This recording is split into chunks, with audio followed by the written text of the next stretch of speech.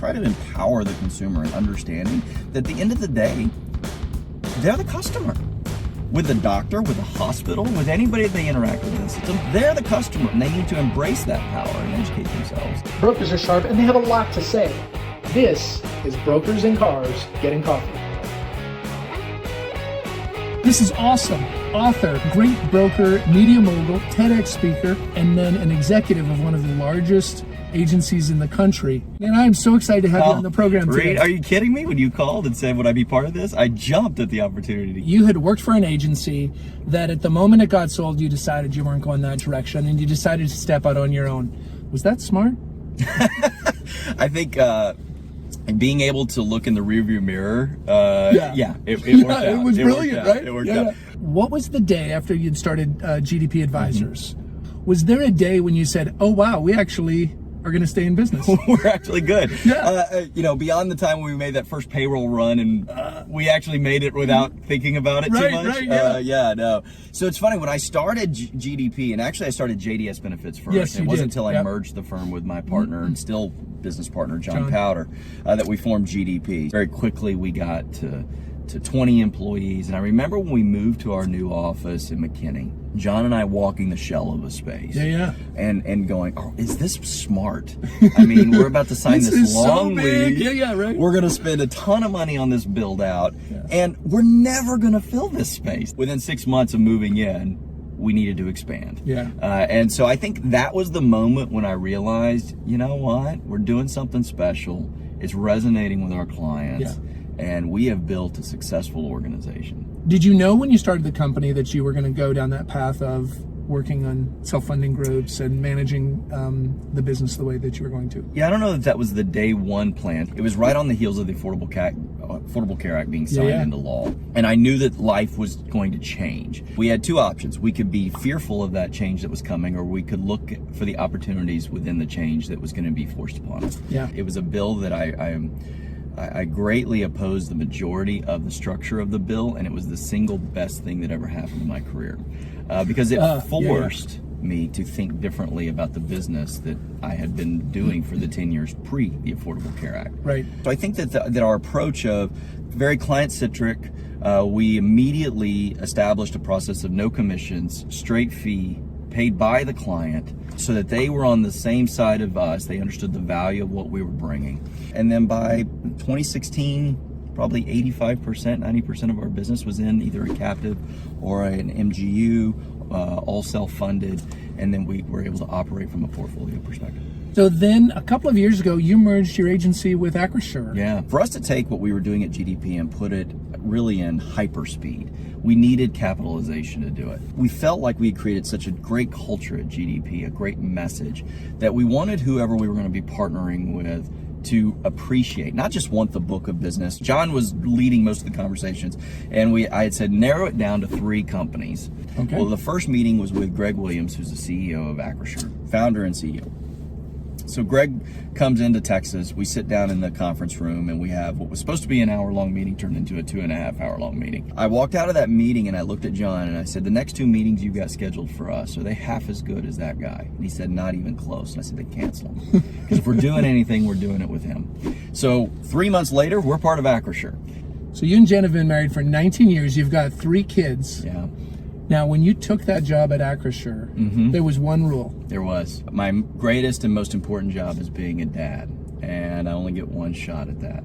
So I said, I'm not missing their lives. So I haven't missed karate tournaments or bedtimes or first days of school. Matter of fact, there's a big meeting going on not long when our kids go back to school, and, well, I won't be there because I'm going to be taking them to school because that's our tradition. What was your first car, Seth? Oh, my first car was an 85 F-150. The chassis we bought off of an 85 Bronco. So we found the body at a wrecking yard and then the chassis at the wrecking yard, and we've married them up and piecemealed it together, and it was still, to this day, my favorite vehicle I've ever had because my dad and I built it together. Other than the benefits, product specifics, what's the superpower that would take an agent from being a agent to being a consultant? The best that I know in this business aren't the best strategists, aren't the best people that know how to navigate healthcare or even educate or educate on that. They're the best people that understand how to listen, identify through listening to what the client is telling you and by asking the right questions of what they're facing and dealing with. We don't work on one thing until we've asked the question, 2 key questions to our clients. There are 2, we call them the big rock questions, and we ask them before we will do any work on anything. And it is this: what is the greatest thing that you need to see happen inside of your business? And then second question is, where do you see me fitting in to best supporting you accomplish that? You and your team always worked very hard on the employee experience, supporting the employee, your client employees, to change their experience and the way that they engage. I firmly believe this still today, that financial and health awareness literacy is a massive miss. And a lot of times I think what we oftentimes forget in healthcare, and certainly I talk about this in my TED Talk, is that we as the consumer yield that power because we don't understand it.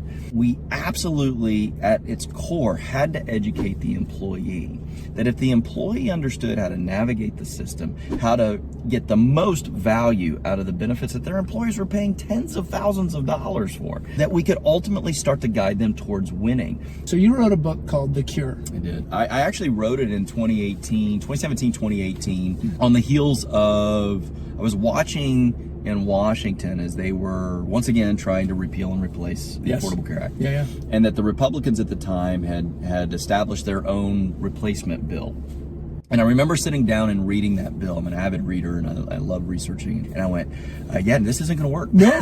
It's out of frustration. I sat down and I wrote effectively a white paper that ended up being too big for a white paper. I released the book, which also became the TED Talk, got a publishing deal, released the book in September, end of September, 1st of October, 2019.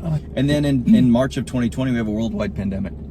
Yeah, I was there. It was part, you remember that? I do remember that. Having a book titled The Cure, when a worldwide pandemic is going on, means a lot of people are going to buy it because they're looking for a cure to whatever this is that's going on. Now, I don't mention COVID once in the book, but it still afforded me the ability to get a bestseller, and you can now buy it for about 36 cents on usedbooks.com. Sometimes it is better to be lucky than brilliant, right? Yeah, exactly. So with everything you've learned from the media, give us your advice as a media consultant back to us as a broker industry.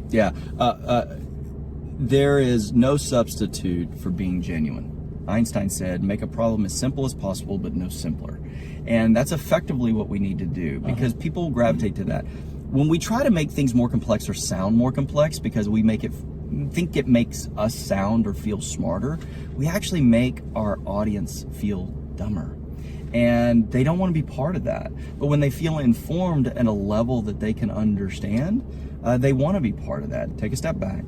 Simplify the problem, be genuine in your approach to it, be real, and success will follow. Well, it's been awesome having you on Brokers and Cars Getting Coffee. Thank you. Thanks for joining us. Thanks for having me. Do you have a crazy client story for us? We're meeting with the CEO about a week before I get all of their data. I get all the claims data, I get all their plan data for the last 2 years. I mean, and I tell you, it was the presentation that I had built and the strategy that I put together was brilliant, Reed. It was my amazing best work. Best work. About 10 minutes in, I'm realizing Joe's not impressed. He's having none of it. I mean, this, looking at the watch, is a telltale sign we got ourselves a problem. And I say, Joe, I can tell you're not impressed or something, it's not resonating with you. He said, Seth, let me be real with you for a second. He said, I can see you put a lot of work into this. Yes, sir, I did. And he goes, and I can see that you know your stuff. You should have taken maybe just a couple of minutes to get the most important information, which is what I plan to do with my business and what I need. And I stepped back and I went, Joe, you have just taught me an invaluable lesson that all the greatest plans based on the data mean nothing if they're not helping to solve the objective of what the client needs. Joe has now been maybe one of the greatest referral sources I've ever had.